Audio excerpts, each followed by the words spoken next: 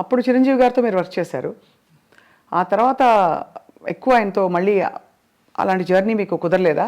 లేక అలాంటి కథలు పడలేదా మీకు? ఎవరైనా ఒక టాప్ స్టార్తో వర్క్ చేయాలనుకుంటారు. కృష్ణ గారితో చేసాం తర్వాత.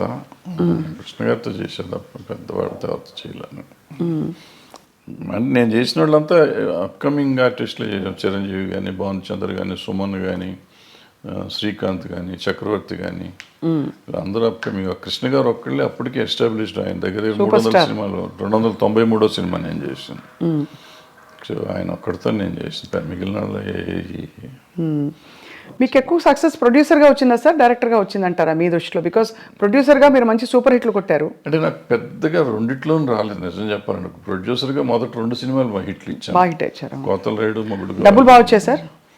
అప్పట్లో ఏమొచ్చి ఏం లేదు. సిల్వర్ జూబ్లీ ఆడితే నాకు గుంటూరులో సిల్వర్ జూబ్లీ ఆడితే 1,25,000 1,10,000 వచ్చింది షేర్. అంతే. అంటే ఇప్పటి లెక్కలో చూసుకుంటే మాక్సిమం 10 కోట్లు ఉంటుందా? ఇప్పుడే ఉండదు మరి. అంటే బడ్జెట్ కూడా అంతే పెరుగుతుంది కదా మరి. 10 లక్షల సినిమా అది. సినిమా అంతా 10 లక్షలే. 10 లక్షలేగా అప్పుడు.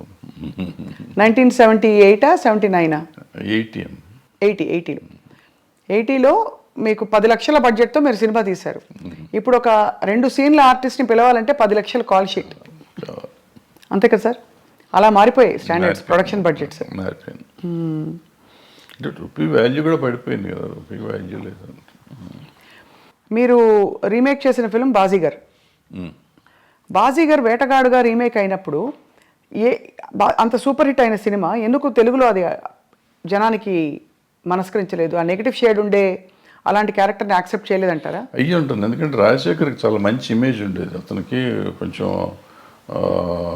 స్ట్రిక్ట్ పోలీస్ ఆఫీసర్గా కానీ, లేకపోతే సమాజానికి పనికొచ్చే క్యారెక్టర్స్ చేసే క్యారెక్టర్ ఉందా. అతను మనసు పడ్డాడు వచ్చాడు అనుకోండి. కానీ అందుకు నచ్చలేదు, లేట్ అయిందో, ఏదో సంథింగ్ మన టైం బాగోలేదు, లేకపోతే నేను బాగా తీయలేదు, డైరెక్టర్గా నేను పెర్ఫామ్ చేయలేదు, ఏదైనా అయి ఉండొచ్చు.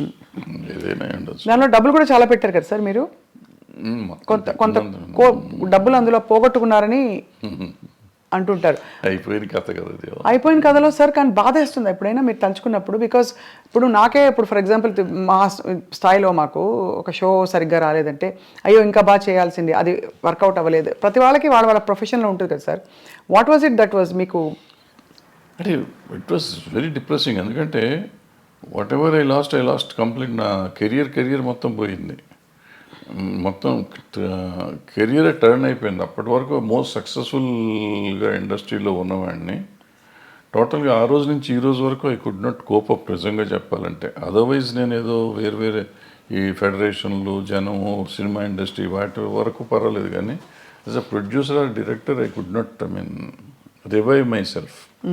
తర్వాత పచ్చని సంసారం ఇవన్నీ వచ్చినాయి పర్లేదు కానీ, బట్ ఏదైనా కానీ ఆ రివైవల్ లేదు. దాంతో డెఫినెట్గా అదే it was one of those things. So తలుచుకుంటే మీకు అదే నేను ఎందుకున్నాను ఇండస్ట్రీలో అంటే మీకు ఒక వర్కౌట్ కాకపోయినా మీరు కొనసాగించడానికి కారణం లవ్ ఫర్ ద క్రాఫ్ట్ అని అనుకోవాలా? ఐ డోంట్ సే దట్ అంత అబద్ధం అని కానీ, but people's love rather more than my love for the craft. Majority of the people love me ఇండస్ట్రీలో సార్, బయట సినిమా ఇండస్ట్రీలో for so many other reasons. వదిలేసేద్దాం ఇది సినిమా గినిమా అనేది కానీ, so many other reasons they feel as if ఏదో నేను మా అన్నయ్య ఉన్నాడు అనే ఫీలింగ్ వాళ్ళు ఉంటారు. వాళ్ళు అట్లాగే చూసుకుంటారు నన్ను. సో వాళ్ళని వదిలిపెట్టి వెళ్ళే పరిస్థితి కనపడలేదు ఇప్పుడు ఈరోజు కూడా. సార్ మీరు అంటే మీకు చాలా కమ్యూనిస్ట్ నేపథ్యం ఉండడం అవన్నీ తెలుసు. కానీ ఎక్కడా కూడా మీకు ఆ నేపథ్యం మామూలు విప్లవం అనే సినిమాలో కనిపించదు. మీ సినిమా కమర్షియల్ ఫార్ములా, కథలు, అవసరమైతే దేవుడి ఫోటోలు అలాంటివన్నీ అన్నీ ఉన్నాయి. ఇప్పుడు నారాయణమూర్తి గారు చూస్తే ఆయన ఎర్రజెండ సినిమాలన్నీ, అలా భరద్వాజ్ గారి సినిమాలు అంటే అన్ని రకాల సాంఘిక సామాజిక కథలు ఉంటాయి. అది సో మీ జర్నీ కంటిన్యూయేషన్లో మీకు చాలా మంచి పేరు తెచ్చిన సినిమా స్వర్ణక్, ఆఫ్ కోర్స్, పోతే పోని, ఇవన్నీ. అంతకుముందు అలజడి ఆల్సో. అవును, 2000 సంవత్సరం సార్ అది 99 2000 99 2000లో వచ్చి అలజడి. So what was your most beautiful memory? పచ్చని సంసారం ఒకటి ఉంది కదా. పచ్చని సంసారం తర్వాత పచ్చని కాపురం కదా, లేదు పచ్చని సంసారం తర్వాత రౌడీ అనేది కృష్ణ గారితోనే కృష్ణ గారితో. పచ్చని కాపురం తీయలేదు సార్ మీరు? చేయలేదు, నేను చేయలేదు. పచ్చని సంసారం అవును, కృష్ణ గారితో రౌడీ పెద్ద హిట్ అది, చాలా పెద్ద హిట్. తర్వాత రౌడీ అనేది కూడా బాగా ఆడింది. కృష్ణ గారితో ఎలా ఉండేది సార్ మీ అనుబంధం? బికాజ్ బాగా క్లోజ్ సూపర్ స్టార్ కృష్ణ గారు. బాగుంటుంది. ఈ రోజుకి ఇంక ఇవాళ కూడా వాళ్ళ ఆఫీస్లోనే కూర్చున్నాం కదా. ఫ్యామిలీతో చాలా బాగుంది. మీ పాత్రల్ని పండించిన ఆల్ టైమ్ బెస్ట్ స్టార్ ఎవరు సార్? బెస్ట్ హీరో కానీ యాక్టర్ కానీ? రఘు గారు మొదలుకొని చిరంజీవి గారు. నాకు చిరంజీవి గారు కొత్తలో ఆయన అప్పుడు కొత్తగా వచ్చిన ఆర్టిస్ట్, ఆల్మోస్ట్ హీరోగా ఫస్ట్ పిక్చర్ అది.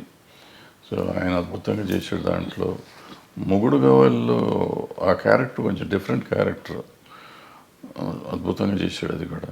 సరే కృష్ణ గారు సరే, భానుచందర్ అలజడిలో అద్భుతంగా చేశాడు. నరేష్ అందులో క్యారెక్టర్ ఒకటి ఉంటాను, ఫ్యాంటాస్టిక్ చేశాడు అతను. దీంట్లోకి వచ్చేటప్పటికి పచ్చని సంవత్సరంలోకి వచ్చి నిరోష క్యారెక్టర్ ఒకటి అద్భుతంగా ఉంటుంది, ఆ అమ్మాయి నిలబెట్టేసిన సినిమా. అట్లా ఏ సినిమాకి ఆ సినిమా. పోతే పోనీకి వచ్చేటప్పటికి ఆ అమ్మాయి సింధుతులని చాలా బాగా. సింధుతులని శివబాలాజీ. శివబాలాజీ, రోజా, స్వర్ణక్కుల రోజా.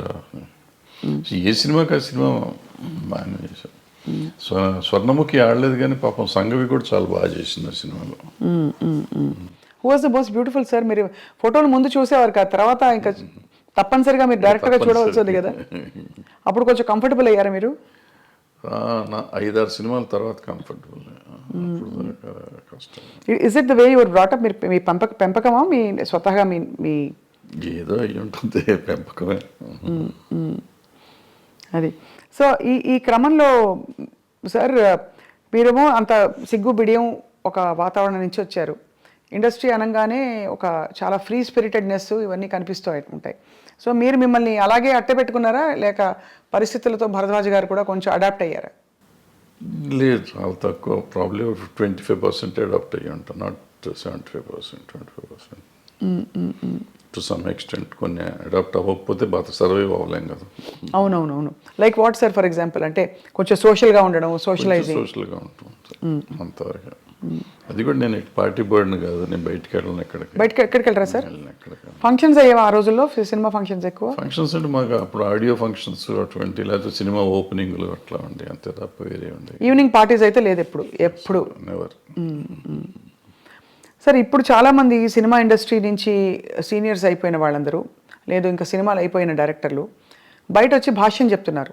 అప్పట్లో వాళ్ళతో వీళ్ళు వాళ్ళ